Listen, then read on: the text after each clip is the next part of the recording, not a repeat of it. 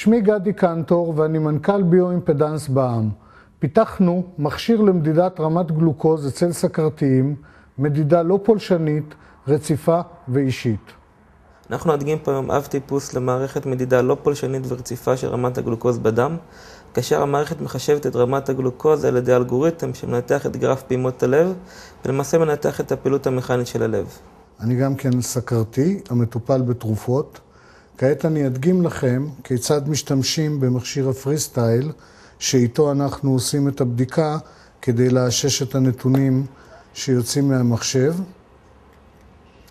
אנחנו לוקחים סטיק של המכשיר, מכניסים אותו פנימה, דורכים את הדוקרן, מבצעים פעולה של דקירה, מקיזים החוצה טיפת דם אחת,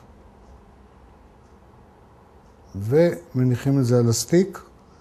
כעבור מספר שניות, אנחנו מקבלים תוצאה. התוצאה כאן היא 125. כעת נחבר את הנבדק למערכת המדידה. שלב ראשון הוא לחבר את שני הסנסורים למדידה של זרימת הדם.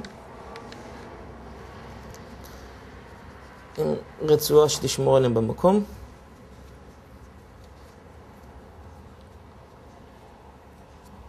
יש סנסור אחד נמצא בנקודת ייחוס לצורך המדידה, וסנסור שני נמצא על הדופק בשביל לחוש את זרימת הדם עצמה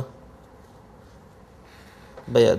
הסנסורים מחוברים למכשיר הזה שלמעשה מבצע מדידת אימפדנס על הגוף, וכבל אחד יוצא מהמכשיר הזה אל המכשיר הזה שנקרא סקופ, שהוא למעשה משמש רק לצורכי ההמחשה של הסיגנל שהמערכת מודדת, שאותו ניתן לראות כאן על המסך.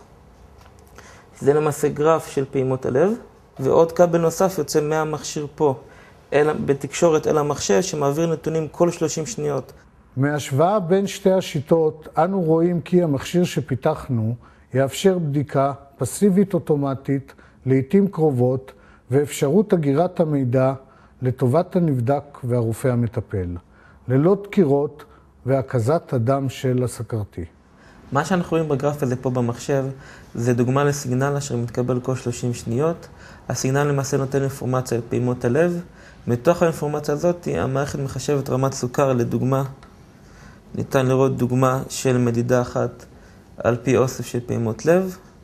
וכעת נראה ניסוי שלם, כאשר כאן הקו הכחול הוא מדידות שנעשו על ידי ה-MD Watch ברזולוציה של כל 30 שניות. הנקודות הירוקות הם מדידת דקירה על ידי מכשיר פריסטייל, והקווים הירוקים שמסביב הם טווח השגיאה המקובל קלינית. ניתן לראות כאן שכל המדידות שלנו היו בטווח השגיאה המקובל קלינית בכל רגע שבו דקרו, והדקירה בפריסטייל נעשתה כל 10 דקות. משך הניסוי כולו היה כאן כ-160 דקות. וניתן לראות שבניסוי הזה למעשה כל המדידות היו בטווח השגיאה שמקובל קלינית. אנו נמצאים היום במצב שבו נראית התאמה טובה בין שיטת ה-MD Watch לבין שיטת הפריסטייל. ניסיונות שערכנו מבטיחים לנו הצלחה.